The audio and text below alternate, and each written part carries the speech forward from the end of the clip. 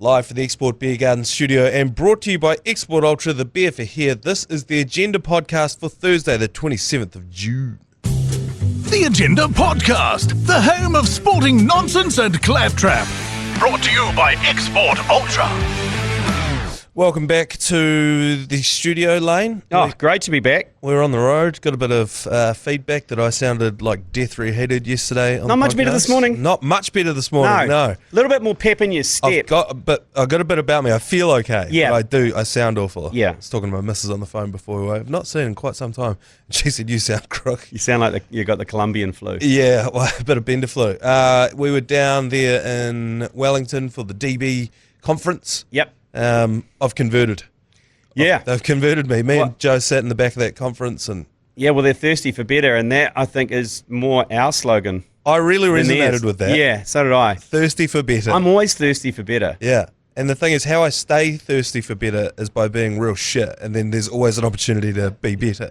And I think that's actually an efficiency that I've found that I really wanted to share with other people at the conference. I had to MC it. You guys were in the back, and I could almost hear you going, preach! Yeah, we were. And then also, I could hear you opening cans. Man, it was loud when you opened a can at the back of that thing. We were it was a weird situation because we didn't work for the company. So there's obviously, I feel like you're part of it, though. Oh, I feel like I'm part of it, yeah. Definitely. But I don't report to anyone there. And so there's like always a power dynamic at these things. We were outside of it. We were sort of like Switzerland. And so we were cracking beers and people were turning around and looking at us. We're like, oh, I'm sorry. I thought this was a DB conference.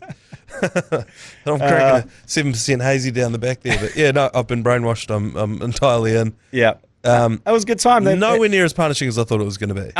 No, it was quick. It was short, sharp, and then off to the pub. Yeah, which I think trade visits. Trade visits. But I thought that was great. Everyone did a pretty good job down there. Wellington was above Shed 22 there in the Atiaro room.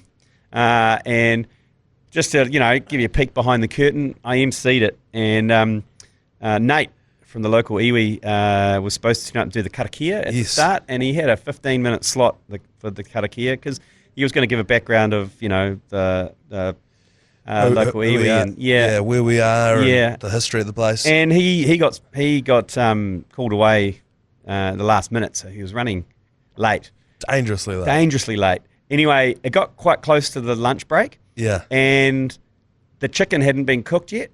And I get a word, I'm kind of backstage, and they're like, hey, since the karakia didn't happen, we're like, the chicken's not going to be ready for another 15 minutes. You reckon you could go out there and pad for 15? I was like, so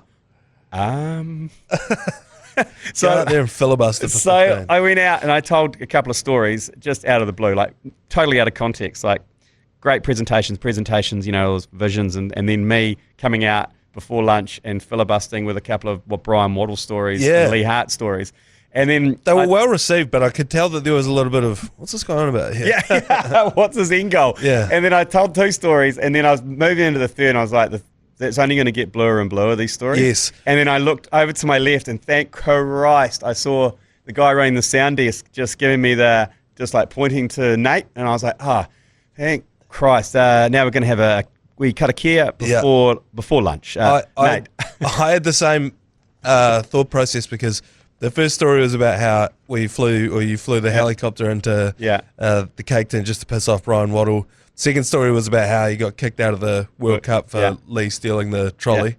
Well, stealing, it's always up for debate. I was like, the third story is going to get real blue. This is going to go sideways. This could be really harmful for all brands involved.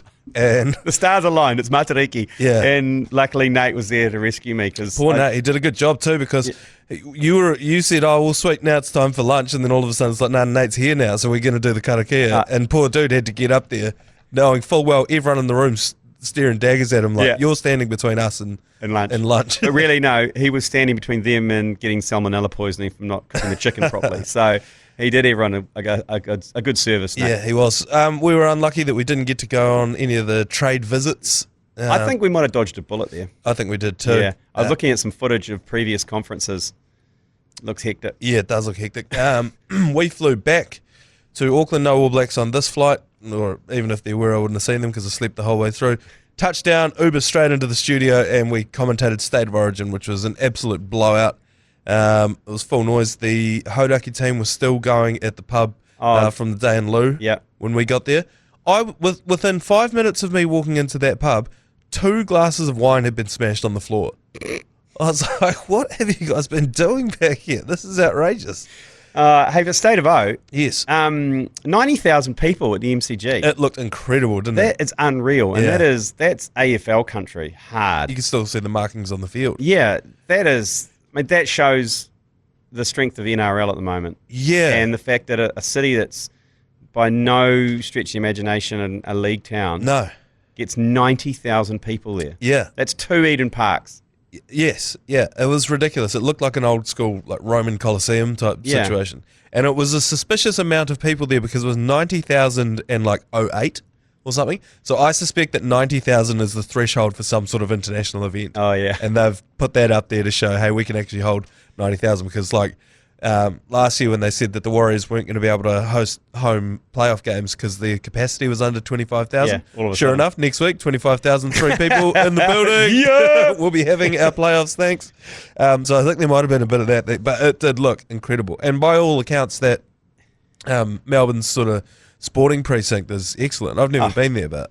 it's next level. You got the tennis centre, you've got the MCG, all in one area. And I think you can even just about walk to, what is it, Marvel, not Etihad now, but the one under the roof. Yes, yeah. I mean, they've got a stadium that's got a roof on it that they hardly use.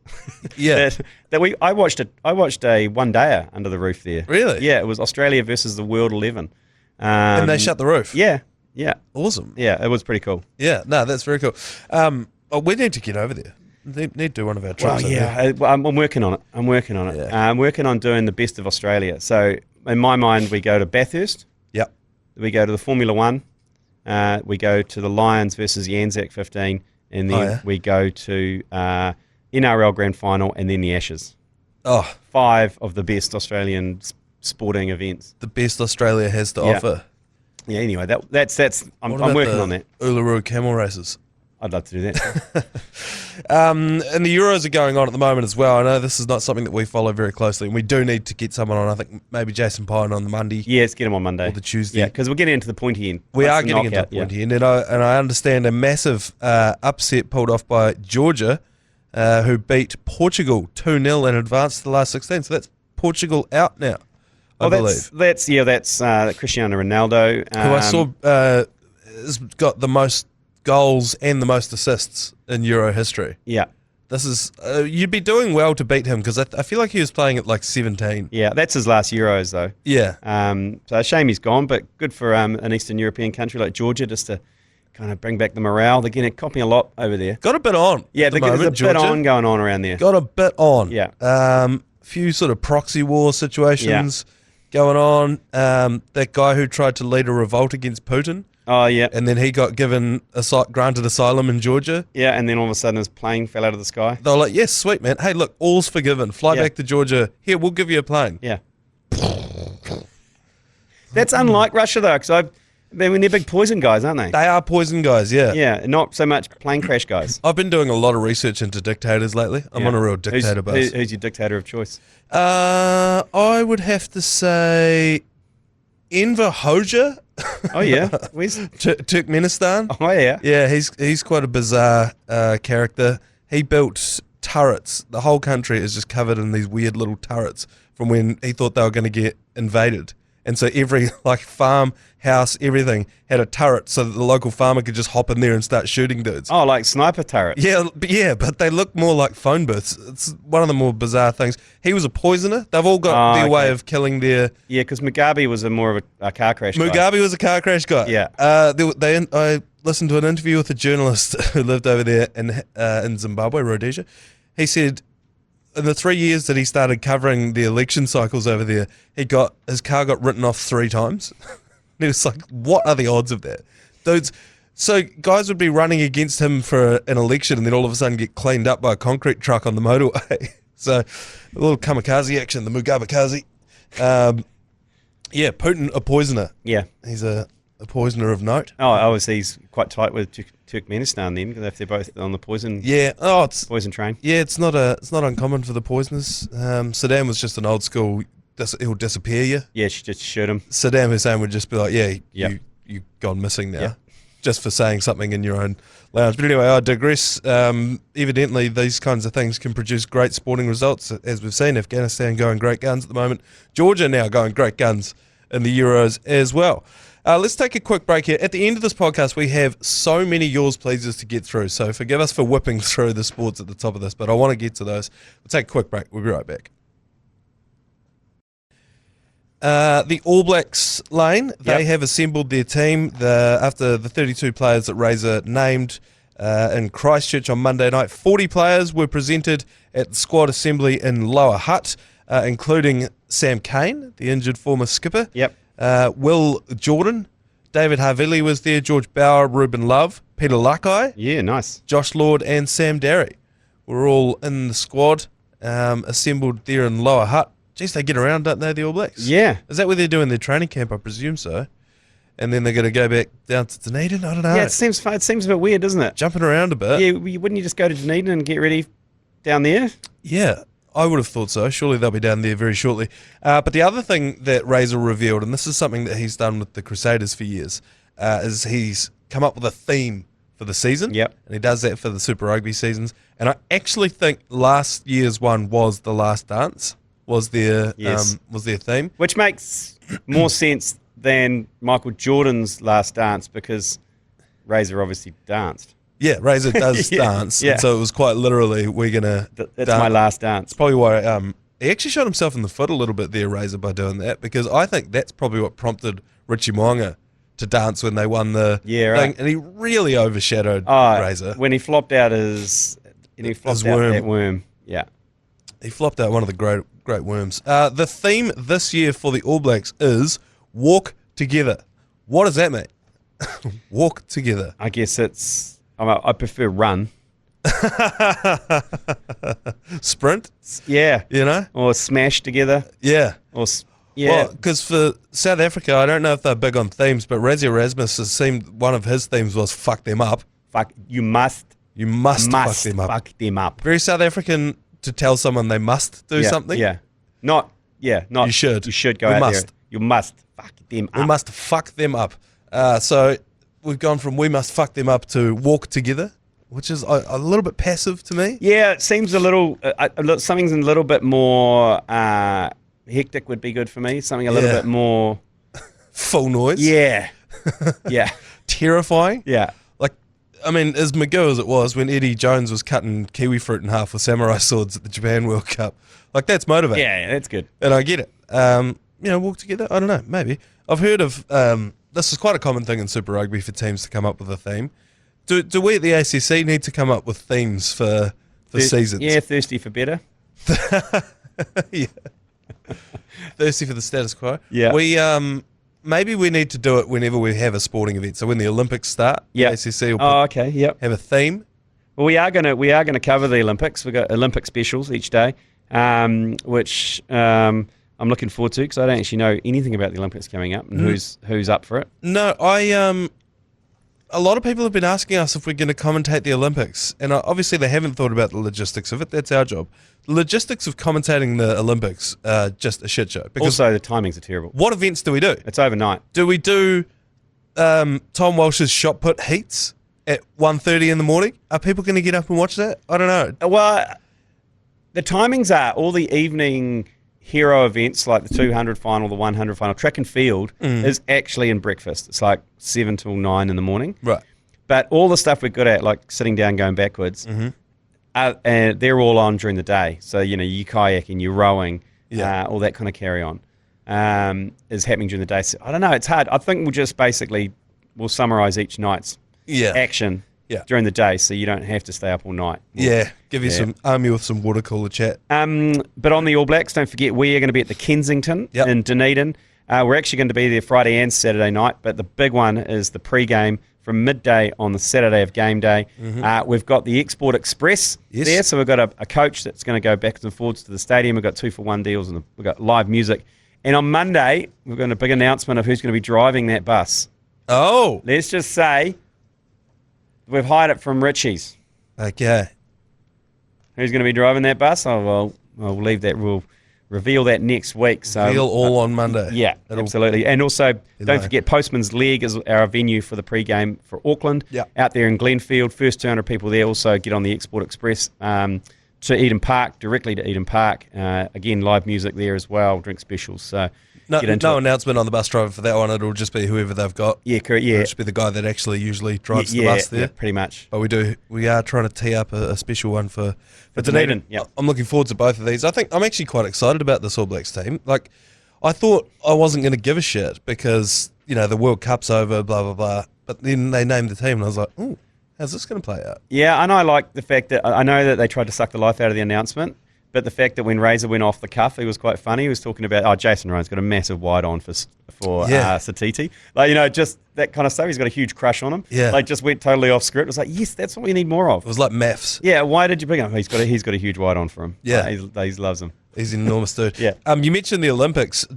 Ryan Fox is waiting on his Olympic call-up. This is, I can't believe. So when did the Olympics start? In like a month? End of July. Yeah. I can't believe how late a lot of these... Because we're talking about all these stories about people qualifying. It's like in 6 weeks, you'd want to know. Because we heard that there was the story of the person who qualified in the swimming race, celebrated by slapping the water, dislocated his shoulder. So now he's got 6 weeks to come right before he can swim again. There's the woman who got stuck in the Portaloo the other day. Yeah. And she had to qualify as well. It's like, God, they leave this stuff late. Wouldn't you want to be qualified like 6 months ago? Yeah, but they have qualifying events all the way up till now, though. So you've got... Yeah. So you can try and time your run. Well, I suppose, like, how far out do you do it? But Ryan Fox must know. He's our best golfer. Well, this is the thing. They interviewed him because he is going back to the European tour. Yep. He's going to do a few more of those. This was the first year that he had his PGA card, and so he was doing as many competitions as he could. It seemed like he struggled a little bit, not only on the course, but just with, like, the whole lifestyle change of having to go over there, do those games, those tournaments.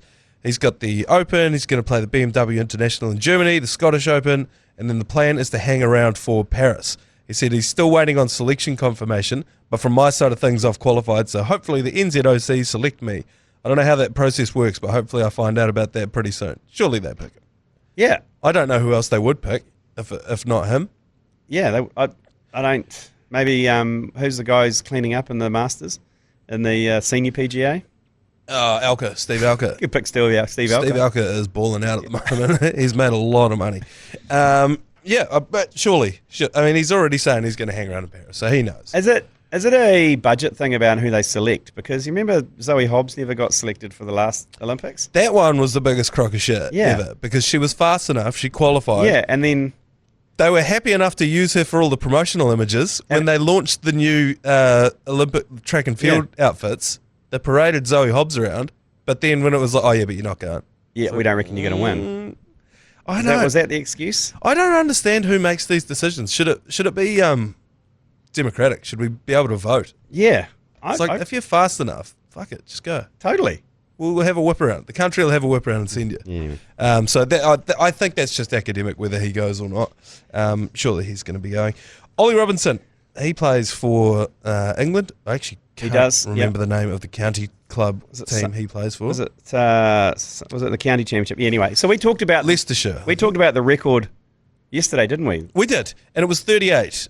Someone gave away 38 runs in and over, and they've been outdone just 2 days later. Ollie Robinson has given away 43 in 1 over to Louis Kimber. Here's how it happened. Okay, first ball. 6. So first ball, Robinson to Kinder. 6. Massive 6. Second ball, he's already in his head. It's a no ball, and it's another 6. And then it's a free hit. Then it's a free hit, which is a 4. Yep. Followed up by a 6, a 4, another 6, importantly, off another no ball. And what does he do with that free hit? 4. And then another 6 off another no ball. So he's got 1 left, and he scored a single. So it could have been worse. It could have been so much worse. This could have been 49 runs off and over. I thought 38 was ridiculous. You always sort of think in your head 36 is about as much as you could do. No, it can get so much worse. This is good, actually. This is good for our commentary because every time we're down to the final over and New Zealand need 42 to win. Yeah. I can go, it's happened before. Louis Kimber did it just 48 hours ago. Yeah. How in your own head do you have to be to bowl? But also, Ollie Robinson, he's an international cricketer. Yes. This isn't a journeyman. No. This is Ollie Robinson, who cleaned us up. Yeah. Last time we went to England. So I was reading some stats. He's got 70-odd wickets and an economy of 2.75 and blah, blah, blah. How cool's that record, though, for Louis Kimber? Oh, that's one of the balling records. That goes on the wall for sure. Just the 3 sixes off no balls. I can't imagine how in his own head he must have been during that over. God, you'd just want to get out of there, wouldn't you? They would have been full bungers too. I don't think they would have been. He wouldn't have overstepped. They would be waist height. Yeah, I reckon. Yeah. And he just baseball battered them. 43. What is the upper limit? I mean, obviously you could bowl no balls till the cows come home. So it could have been. What could it have been if it hit the last one for 6? It would have been another 5 runs, so 48. If he had hit another 6 off that. Is 50 doable? Look, if someone's got the yips hard, then yeah. All he would have had to do was turn a couple of those 4s into 6s, and then hit another one off that last ball. That would have been 50. But that's 1, 2, 3, 4, 5, 6, 7, 8, 9 6s in a row. Which is what, 54? Yeah. I think 50's on the cards. I don't know what the hell's happening over there in county cricket. Yeah, I don't know. Was it a one-dayer or was it just were they just going for it to set a total? Doesn't look like it was a one-dayer by the look of the picture. Image they've supplied is in whites, but I don't know if that's from that game. But anyway, 50 I reckon. I want to launch the journey to 50. I want someone to just tee it up in a meaningless game, a dead rubber. Someone just tee it up and see if he can get 50. I don't think you can. I don't think if you tried, you could. Okay, so imagine, maybe we should set it up. Maybe we should get Martin Guptill, who's recently retired. Yeah. Let's go down to a park. I'll bowl to him. Yeah. And see if he can hit 9 6s in a row off me. Would be tough. Like, just a shit dibbly-dobbly bowler like me. Yeah. See actually how many times you have to get it right. He's the right kind of dude for that because he's going to have to generate most of the power. He'll be doing the heavy lifting there. He will be. You won't be supplying too much from your end. There's not a lot of pace. No. Not a lot of pace coming onto it. Hey, speaking of which, before we take a break and get onto the mountain of yours, please, we've got our agenda hunch. Yes. And I'm going Euros. Oh, yes. So Germany, the hosts of Euros, coming up against Denmark on Sunday morning at 7 a.m. I'm going Germany 2-0, exactly. The score, 2-0. I like that. And that's paying $6.50. So. $6.50 because Germany are $1.28 favourites. Yeah. So the TAB are saying we think they're going to win. There's only going to be 1 goal scored. They've already qualified for the final round of 16, so they're already through. Right. So I think they'll go out and score a few. All right, 2-0 Germany, and we'll discuss that with the... If that comes off, does that mean we've got our learner's license in the round ball? Yeah. Okay, good. 100% it does. All right, let's take a quick break. When we come back, we have got so many yours pleases to get through. Yours please. Brought to you by Leader, home of the lasagna topper. Your chance to get involved in the show, give your feedback. We didn't get to any yesterday because we were on the road, so we have a backlog. Sorry if we can't get to all of them, but we do appreciate your feedback. Trust us, we do listen to them all. Oh, yeah. But sometimes we can't play them all out, but today we'll give it a white-hot crack. First caller here, yours please. How fucking dusty is Manaia sound? Holy brother, big night. Yep. We don't have to explain that one. That's just true. What happens when you drink 4 Negronis and then empty your minibar and watch John Wick till 3 in the morning. Yeah. Yep. Smash darts with Marge. 5 Negronis, smashing Marge's darts, and then... it's not a euphemism, by the way. No, I was smashing Marge's darts. You smashed your last dart, too. Did you know that? Did I? Yeah, Marge came up. I'm going to have to go to the dairy and get some more now. Oh, yeah. No, I do remember having that discussion. She asked me where the dairy was. I was like, Marge, I have no idea where I am. It was 5 Negronis, then we cleared out the minibar in Joe's room, and then I went down to my room, cleared out my minibar, and went back up to Joe's room. And watched John Wick till 3 in the morning, fell asleep with the curtain open, right opposite what has to be Wellington's largest digital billboard. Yeah. So that kept me up all night, and that explains how I sounded yesterday and subsequently today. But thank you very much for feedback. Another caller here. Yours, please. Oh, g'day, 12 Toes Manaia G Lane. Jake here from Ealing Station, Mid-Canterbury. Got all my lambs crutched, so nice. Thanks for fucking helping. Hey, King Country, playing in the Shield Challenge today.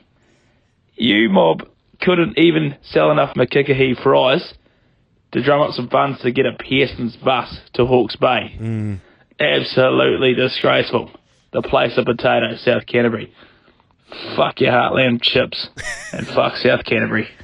Yeah, we South Canterbury wasn't able to challenge for the Shield this week. You saw the story about a month ago. They couldn't afford to get up there. It was a long way to go. I'll tell you what. Between us and Snackachangi, we could have got them there if they'd reached out. We just about could have. Yeah. Last night we got served chips at the bar, and I was like, "These are from Waimate. These chips. Yeah, that's the Makiki fries." He was just the thick fries. Hey, speaking of Snackachangi, we've got the Snackachangi Sports Scholarship. Yes. So your chance to win a scholarship. When we say sports scholarship, it's like a buttload of Snackachangis and a few other little extra bits and pieces to wet your whistle from Export Ultra and from us. That's running at the moment. I think you just jump on the website and enter your details for the Snackachangi Sports Scholarship.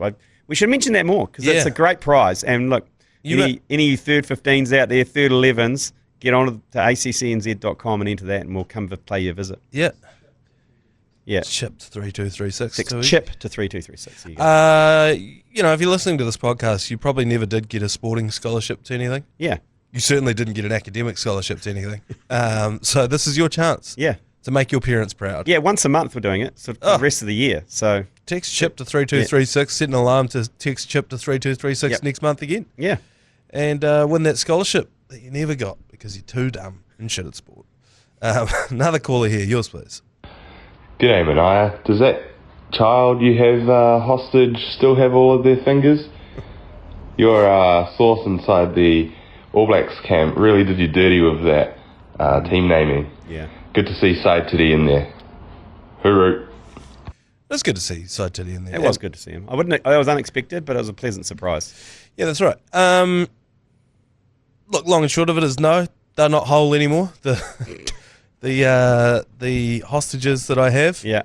I have learned the hard way that you're not allowed to send live animals or biological stuff through the New Zealand Postal Service. No, you're not. But if it's dead, you can. Yeah. And so, technically a finger that's been removed is dead. Mm-hmm. So I've mailed those to the appropriate people. I'm going to try and predict the team next week. The starting team? Yeah. Okay. The starting team before they name it. Yeah. And my sources better hope they're right, because this could get very, very bad very, very quickly. As I said before, earlier in this podcast, I've been doing a lot of research into dictators. Yes. I've picked up on a few different, techniques, methods.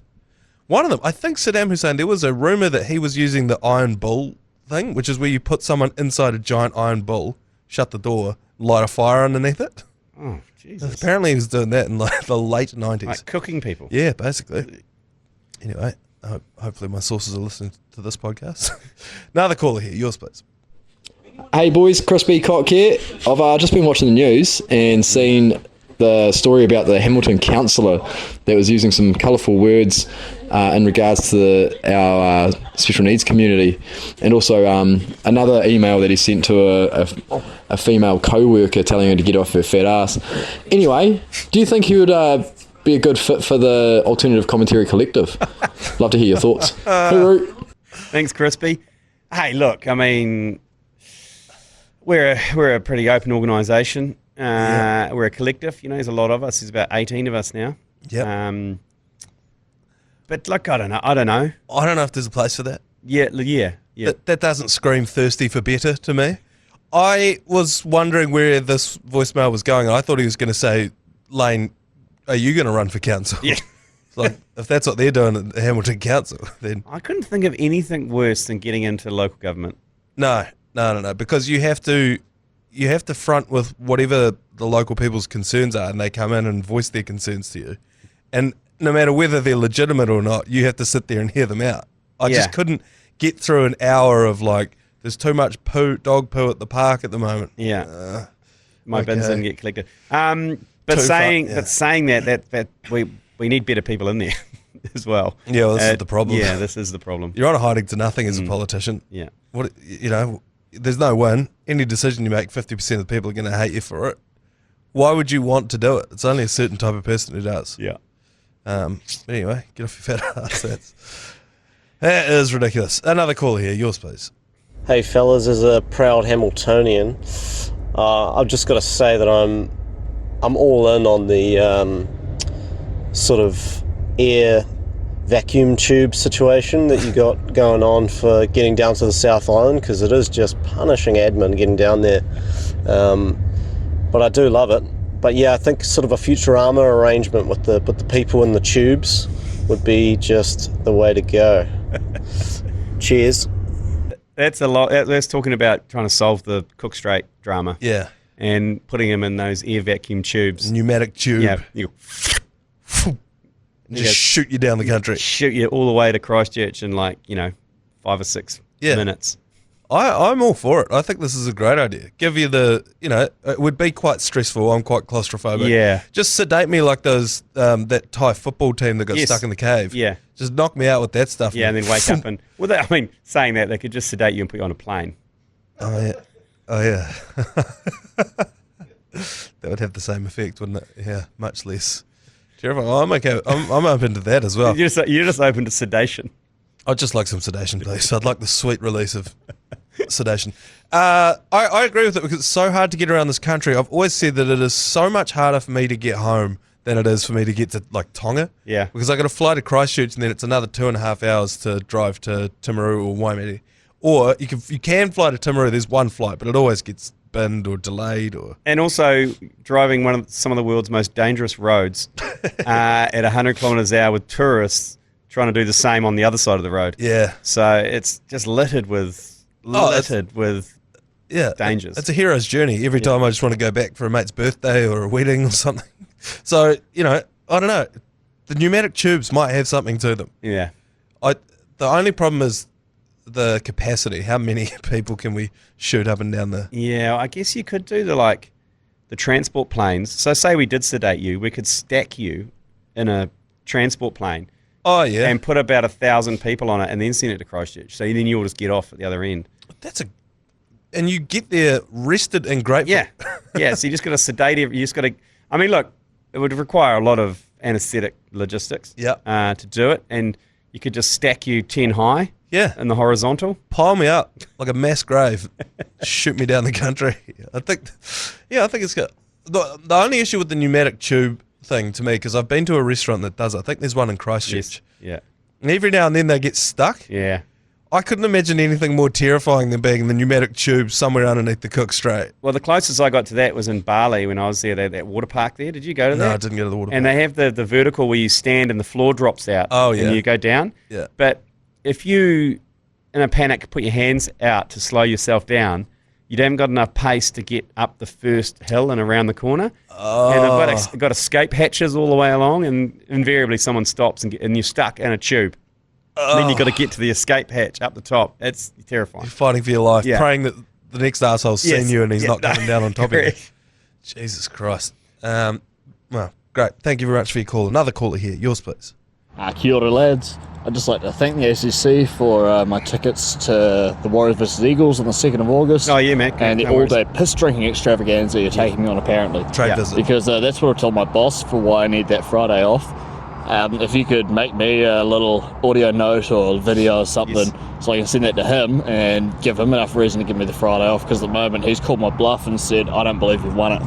Right. So, okay. Cheers, boys. No worries. Do we need a name? That's Blake. Blake, okay.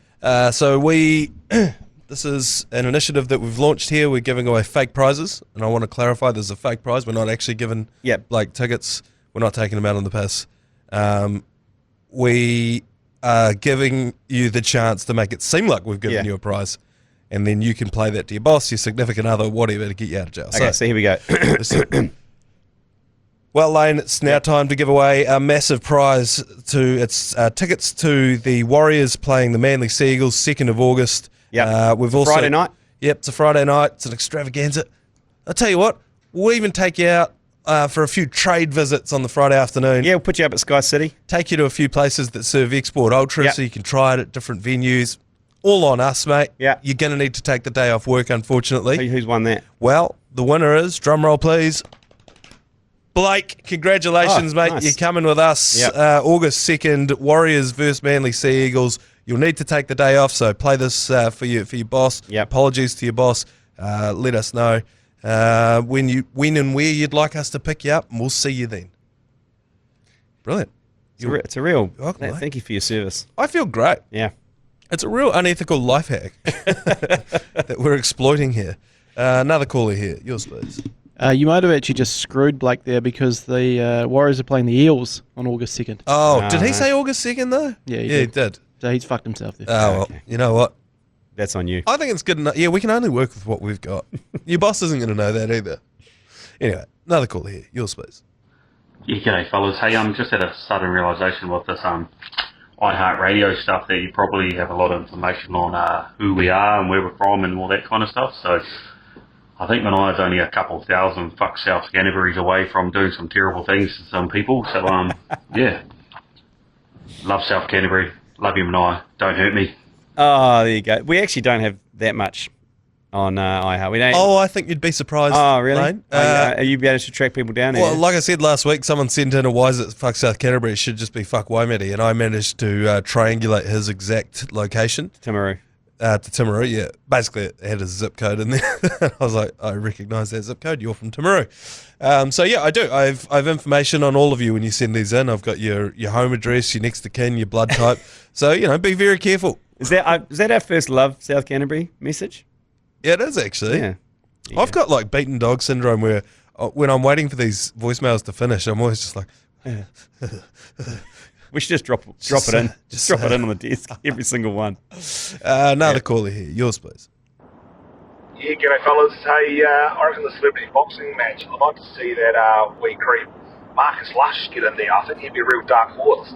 He'd come in flailing arms, hammer fisting the whole time, raging tears, red in the face. Yeah. I just think he'd be like that little nerd at school that got picked on till he cracked. Yeah, Marcus Lush would be an entertaining prospect. Fuck South Canterbury. There you go. Good to be back. Who's going to fight, though? Well, I reckon he should fight all of the midnight callers that he has to field because he has to deal with some of the shockers. Their second point is invariably racist. If you let them get to their second point. And they're 70 plus. And they're always like, "G'day, Marcus. Just wanted to talk about the Warriors for a second if I could. That was a terrible performance on the weekend." And he'll be like, "Yep, that was a bad performance on the weekend, wasn't it?" And then they'll be like, "Too many Islanders, you see, Marcus." Okay, well, it's a downfall of talkback radio. And I reckon this is a great opportunity for him to get a bit of redemption. I reckon he should just have like a rotating cast of them, like a tag team match. He gets to stand in there and just flail on all of the guys that have been torturing him through the midnights. He's one of my broadcasting idols, Marcus Lush, because he gets to do his job from his hometown. Yeah. In Invercargill. Yeah, he's just in a lighthouse on the bluff down there. Yeah, I think he owns half a bluff as well. Yeah. So God bless him. But yeah, I think you've painted a perfect visual image of him red-faced, crying, swinging his arms. I think that is a great one. Thank you very much for that. Emily, we've got a couple more? One more. Corley, yours, please. Yeah, g'day, fellas. Manaia. Never been to the place before, Waimate, but I do have a connection. My old man, R.I.P., was born and lived the first 7 years of his life in Waimate on Carter Street. So, yeah, bloody good. Don't fuck South Canterbury. Oh, another one. Yeah. Jeez, 2 in one day. The tide's turning. I don't know about that. The tide is turning. Carter Street. I feel like that's somewhere near Victoria Park, which is the park where someone went in and shot a tame wallaby and entered it into the pest quest and won. Yeah. It was the biggest wallaby in the district because it was tame. People were feeding it down at the park. There was also what they labelled as a holiday park, which was like a trailer park at that park. And I always wondered, who the hell holidays at a trailer park in Waimate? Like, where do you live that is a holiday to you? And I found out the other day, Beck Sandys. She used to go and have a holiday there. In Waimate? Yeah, she's from Ashburton. So okay, that answers my question. Yeah. Where do you have to live that it's a holiday for you to go to Waimate? Ashburton. It's Ashburton. You're gonna get a lot of hate from Ashburton now. Fuck Ashburton. Fuck Oamaru while I'm at it. Thank you very much for joining us for a Thursday edition. We'll be celebrating Matariki in our own ways tomorrow, so there's no podcast. Oh, we'll have the sportsbook on tomorrow, though, won't we? No, sportsbook out today, later on today, just to make sure that you can get those odds as soon as they hit. Follow along there. Otherwise, enjoy your weekend of sport, and we'll see you on Monday. You've been listening to the ACC's Agenda podcast, brought to you by Export Ultra. For more episodes, like and follow on iHeartRadio or wherever you get your podcasts.